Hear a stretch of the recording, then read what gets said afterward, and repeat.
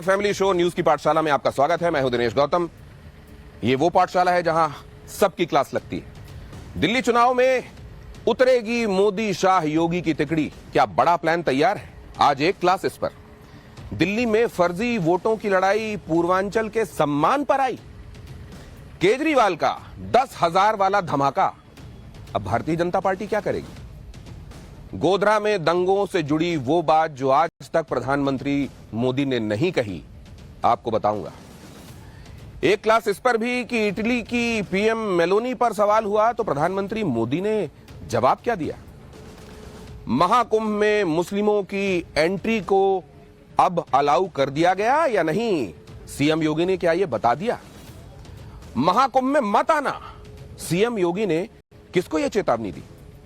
संभल पर नेहरू की 100 साल पुरानी फाइल खुली, क्या इससे पूरी कहानी पलट गई?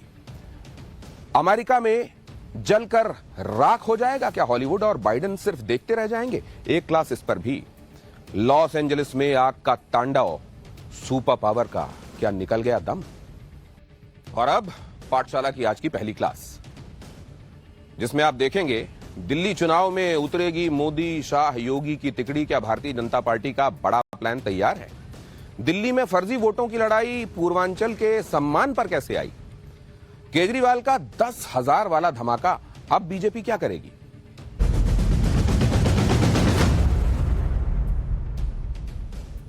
दिल्ली विधानसभा चुनावों में रोज नए नए धमाके हो रहे हैं, भयंकर स्पीड में चीजें हो रही हैं। आम आदमी पार्टी और भारतीय जनता पार्टी में तो रोज आरोप प्रत्यारोप देखने को मिल रहे हैं, बयानबाजी हो रही है। आरोप लग रहे हैं वोटर लिस्ट के मुद्दे पर केजरीवाल एग्रेसिव हैं, तो अब भारतीय जनता पार्टी ने पूर्वांचलियों पर केजरीवाल के बयान को मुद्दा बना दिया है।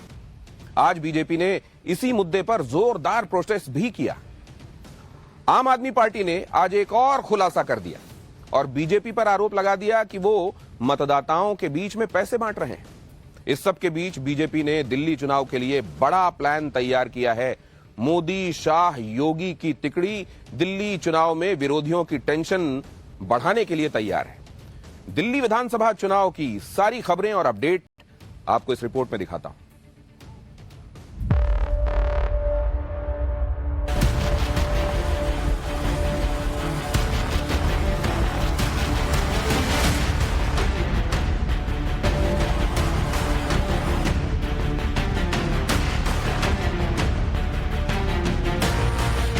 दिल्ली में कोहरा आने के साथ ही भले ही मौसम का पारा तेजी से नीचे आ रहा है, लेकिन दिल्ली में जो चुनावी माहौल शुरुआत में ठंडा दिख रहा था, उसका पारा अब तेजी से हाई होता दिख रहा है। जो अरविंद केजरीवाल अब तक ये मानकर चल रहे थे कि उनके लिए जीत का रास्ता बिल्कुल खाली है, उनके सामने अब बीजेपी की चुनौती बढ़ती जा रही है। पहले प्रधानमंत्री मोदी ने दिल्ली के चुनाव में धमाकेदार एंट्री करके अरविंद केजरीवाल को तनाव दिया। पीएम मोदी ने चुनाव में उतरते ही बता दिया कि वही बीजेपी का चेहरा है, उनकी गारंटी ही बीजेपी का एजेंडा है। अब अरविंद केजरीवाल की टेंशन डबल होने वाली है, क्योंकि पीएम मोदी के बाद गृह मंत्री अमित शाह और यूपी के मुख्यमंत्री योगी आदित्यनाथ की भी दिल्ली चुनाव में एंट्री हो गई है। अमित शाह 11 जनवरी यानी कल से दिल्ली में झुग्गियों के प्रधानों से मुलाकात और बातचीत करेंगे। दिल्ली की करीब 3,000 झुग्गी झोपड़ियों को प्रधानों के साथ अमित शाह सीधा संवाद करेंगे। ये कार्यक्रम दिल्ली के जवाहरलाल नेहरू स्टेडियम में होगा। उधर योगी आदित्यनाथ ने साफ कर दिया है कि वो चुनाव प्रचार के लिए दिल्ली जरूर जाएंगे, और अगर दिल्ली में भी पीएम मोदी के एक हैं तो सेफ हैं और योगी आदित्यनाथ के बटेंगे तो कटेंगे नारों का जादू चल गया, तो निश्चित तौर पर अरविंद केजरीवाल के लिए जीत की राह आसान नहीं रह पाएगी, क्योंकि अब तक अरविंद केजरीवाल दिल्ली के चुनाव में अपनी पिच पर खेल रहे थे। लगातार मुफ्त योजनाओं का ऐलान करने में जुटे हैं। महिलाओं, बुजुर्गों, पुजारियों और ऑटो वालों के लिए योजनाओं का ऐलान कर चुके हैं, और आज उन्होंने दिल्ली में लॉ एंड ऑर्डर का मुद्दा उठाते हुए RWA के लिए भी बड़ी घोषणा कर दी। केजरीवाल ने वादा किया कि अगर दिल्ली में फिर आम आदमी पार्टी की सरकार बनेगी तो दिल्ली की हर RWA को सिक्योरिटी गार्ड रखने के लिए पैसे दिए जाएंगे। तो मैंने जगह जगह लोगों को यह भरोसा दिलाया है कि आम आदमी पार्टी की सरकार बनेगी तो जितनी RWAs हैं उनको अपने अपने इलाके में सिक्योरिटी गार्ड अपॉइंट करने के लिए दिल्ली सरकार की तरफ से उचित राशि दी जाएगी। इसके कुछ मापदंड बना लेंगे कि किस RWA को कितने सिक्योरिटी गार्ड का पैसा देना है, कितना पैसा देना है, एरिया के हिसाब से होगा या नंबर ऑफ फैमिलीज के हिसाब से होगा, उसका एक मापदंड बना लेंगे। अरविंद केजरीवाल के चुनावी वादों पर बीजेपी सवाल उठा रही है, तो आम आदमी पार्टी बीजेपी के चुनावी वादों पर सवाल उठा रही है। पहले आम आदमी पार्टी ने नई दिल्ली सीट से अरविंद केजरीवाल के खिलाफ चुनाव लड़ रहे बीजेपी नेता परवेश वर्मा पर पैसा बांटने का आरोप लगाया और आज आम आदमी पार्टी ने इस मामले में नया खुलासा करने का दावा किया और आरोप लगा दिया कि दरअसल बीजेपी की ओर से हर वोटर को बांटने के लिए 10-10 हजार रुपए दिए गए। और हमें जो सूत्रों से जानकारी मिली वो और गंभीर है कि दरअसल गाली गलौज पार्टी के नेताओं ने 10-10 हजार रुपए बांटने के लिए अपने नेताओं को दिया था कि वोट खरीदो, 10-10 हजार रुपए बांटो। अब इनके नेताओं ने सोचा कि चुनाव तो हारना ही है, चुनाव में तो जीतने की कोई संभावना है नहीं अरविंद केजरीवाल से, तो बेहतर है चुनाव में पैसे ही कमा लो। तो उन्होंने एक नया तरीका अपनाया, बोले 9,000 जेब में रखो और 1,100 रुपए बांट दो। चुनावी वादों पर ही बीजेपी और आम आदमी पार्टी के बीच घमासान नहीं छिड़ा, एक घमासान दिल्ली की वोटर लिस्ट को लेकर भी छिड़ा हुआ है। आम आदमी पार्टी चुनाव से ठीक पहले बीजेपी पर दिल्ली की वोटर लिस्ट में धांधली करने का आरोप लगा रही है, जिसके लिए अरविंद केजरीवाल ने चुनाव आयोग से मुलाकात कर शिकायत भी दर्ज कराई। लेकिन चुनाव आयोग के साथ बैठक के बाद अरविंद केजरीवाल ने वोटर लिस्ट में धांधली के आरोपों पर जो बयान दिया उसे बीजेपी ने लपटने में देर नहीं लगाई और अरविंद केजरीवाल पर पूर्वांचल के लोगों का अपमान करने का आरोप लगा दिया। बीजेपी ने अरविंद केजरीवाल के बयान का वीडियो भी सोशल मीडिया पर शेयर किया। यूपी और बिहार से ला के यूपी आसपास के स्टेट से ला के फर्जी वोट बनवा रहे हैं। अरविंद केजरीवाल के इस बयान के बहाने आज बीजेपी ने दिल्ली में अरविंद केजरीवाल के खिलाफ मोर्चा खोल दिया। बीजेपी के कार्यकर्ताओं ने अरविंद केजरीवाल के खिलाफ विरोध मार्च निकाला। ये मार्च अशोक रोड से केजरीवाल के घर तक निकाला गया। बीजेपी ने इस मार्च को पूर्वांचल सम्मान का नाम दिया। प्रदर्शन के दौरान बीजेपी कार्यकर्ताओं के हाथों में बैनर और पोस्टर भी दिखे, जिसमें केजरीवाल को पूर्वांचल विरोधी बताया गया और बयान के लिए माफी की मांग भी की गई।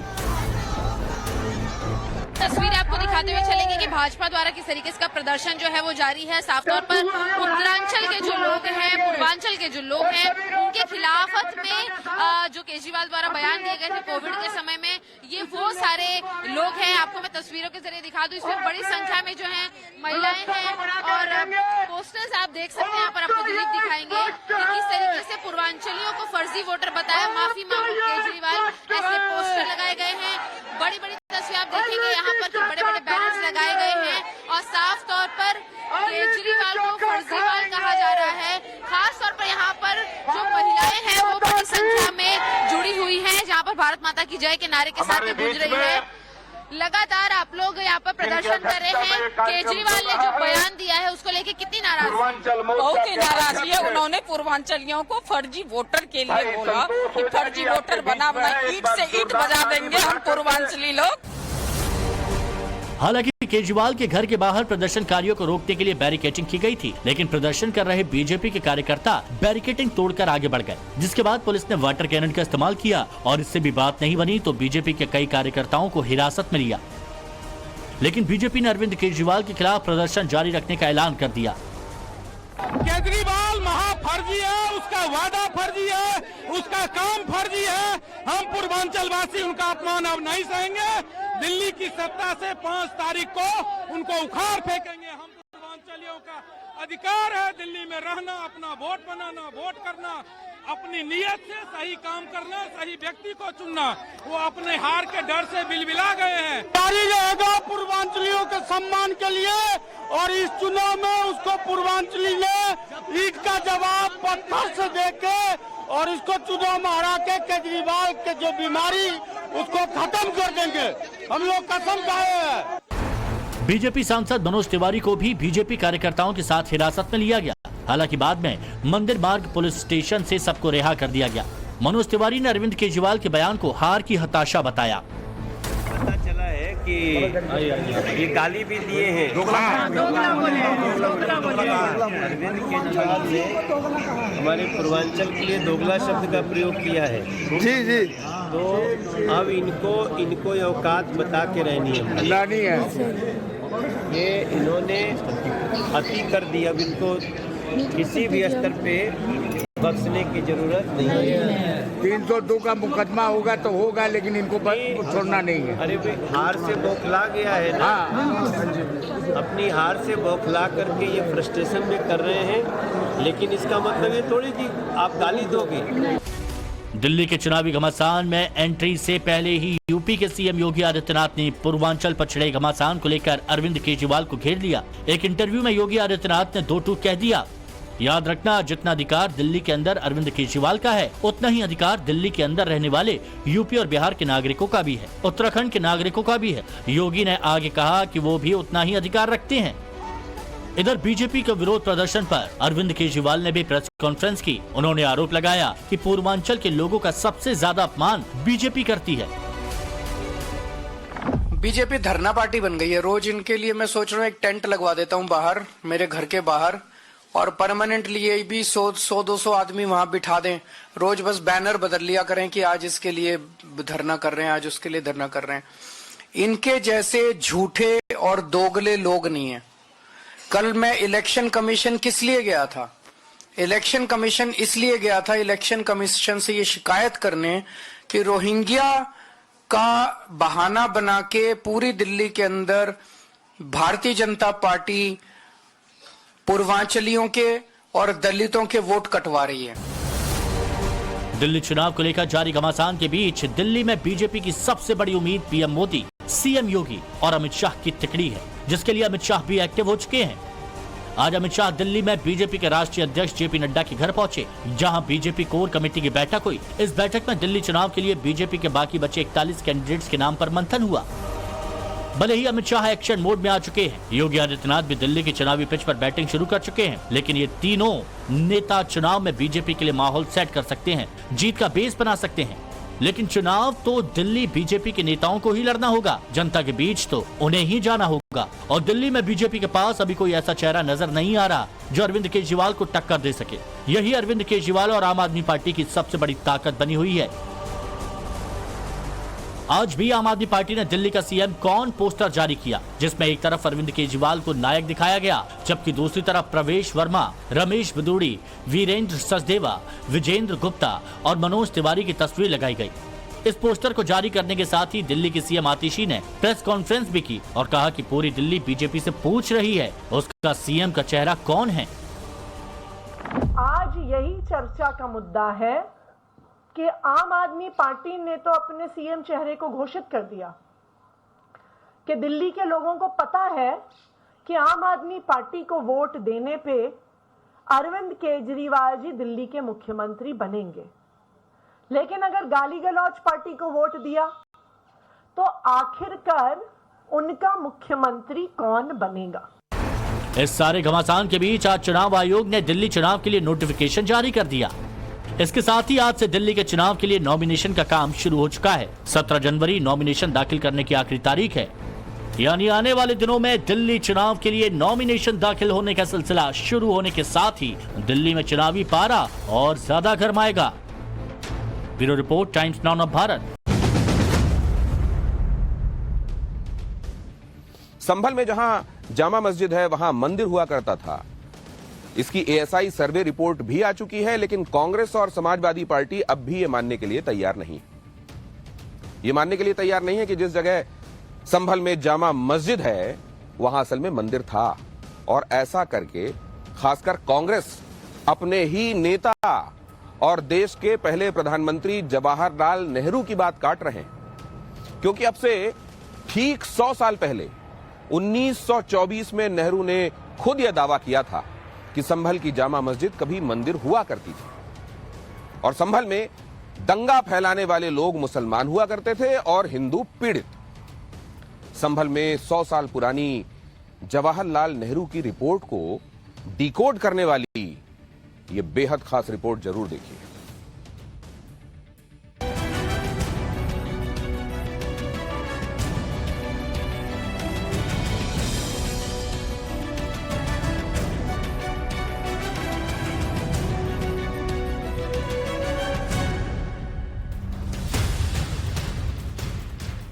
जब संभल की इस जामा मस्जिद में सनातनी अस्तित्व की तलाश पर राष्ट्रीय स्तर की बहस सी छिड़ी हुई है, तब यह नेहरू मार्का फाइल खुली है।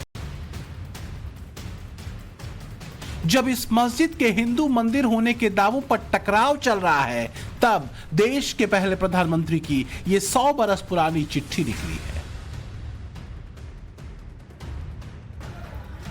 जिस मस्जिद में सर्वे को लेकर खून बहाया गया, उसका स्याह सच नेहरू के इस रिपोर्ट में परिलक्षित हो रहा है। वो रिपोर्ट जो 1924 की है, पंडित नेहरू ने जिसे तब महात्मा गांधी को लिखा था।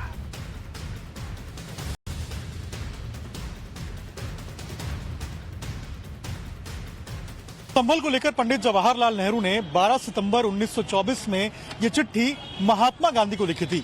161 शब्दों की इस चिट्ठी के साथ नेहरू ने एक लंबी चौड़ी रिपोर्ट भी लगाई थी, जिसमें संभल से तब की हिंसा, वहां के हिंदुओं की स्थिति से लेकर उस वक्त जामा मस्जिद के सच का भी जिक्र किया था, जिस पर 100 साल बाद फिर से विवाद विस्तार ले रहा है।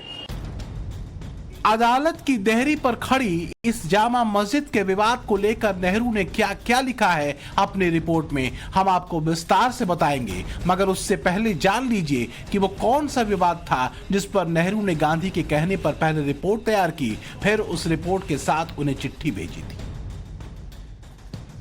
दरअसल संभल में एक मेला और मुहर्रम का समय एक साथ पड़ा। 9 अगस्त 1924 को संभल में एक बड़ा मुहर्रम का जुलूस निकाला गया। कुछ हिंदू हमेशा की तरह इस जुलूस में भी शामिल हुए, लेकिन 11 अगस्त को संगीत बजाने और ड्रम पीटने को लेकर विवाद हुआ। हिंसा में 17 हिंदू घायल हो गए और 2 मंदिरों पर हमला हुआ। तब हिंदू मुस्लिम हिंसा का सेंटर बने संभल की सच्चाई जानने के लिए गांधी ने नेहरू को भेजा था। तब पंडित नेहरू जब संभल गए थे तो अपने साथ बदरू जजमा को साथ लेकर गए थे। यहाँ पंडित नेहरू 8, 9 और 10 सितंबर को यानी कि 3 दिन तक संभल रुके थे। नेहरू ने 3 दिन बिताकर यहाँ पर स्थानीय प्रशासन, दुकानदारों, पुजारियों और साधुओं से बातचीत की थी और फिर उन्होंने 13 पन्नों की रिपोर्ट तैयार की थी। उसी रिपोर्ट में कहा गया था कि संभल में मुहर्रम के दौरान हुई हिंसा में हिंदुओं के साथ बेहिसाब अत्याचार हुआ है। यही वो रिपोर्ट है जिसमें नेहरू ने लिखा है कि प्रथम दृष्टया हिंदू पीड़ित पक्ष है। 2 मंदिरों का अपमान हुआ, मूर्तियां तोड़ी गईं और 17 हिंदू घायल हुए। दूसरी ओर मुस्लिम पक्ष दावा तो कर रहा था कि उनके पक्ष में भी लोग घायल हुए हैं, लेकिन वो इस बात का सबूत नहीं दे पाए। जवाहरलाल नेहरू ने अपनी रिपोर्ट में बाकायदा ये लिखा है कि पूछताछ और जांच पड़ताल के दौरान दोनों पक्षों ने झूठ बोला। जो कहा गया सच्चाई उससे अलग थी। रिपोर्ट के अंत में नेहरू ने निष्कर्ष निकालते हुए लिखा कि इस हिंसा के पीछे किसी बाहरी उकसावे का कोई प्रमाण नहीं है। स्थानीय लोग खुद इस घटना को अंजाम देने में सक्षम थे। इस रिपोर्ट में नेहरू ने जामा मस्जिद और हरिहर मंदिर के बीच के सच के बारे में लिखा है। नेहरू ने रिपोर्ट के आखिर में लिखा, संभल को भारत के सबसे प्राचीन नगरों में से एक बताया। उन्होंने लिखा कि आधुनिक कथाओं के अनुसार जामा मस्जिद एक सुंदर मंदिर था जिसे पृथ्वीराज चौहान ने बनवाया था। मतलब विवादों के केंद्र में जो जामा मस्जिद खड़ी है, जिसके अस्तित्व का विवाद अदालत की देहरी पर पड़ा है, उसके बारे में 100 साल पहले ही पंडित नेहरू ने वो सच महात्मा गांधी को बता दिया था जिस पर आज कानूनी बहस हो रही है।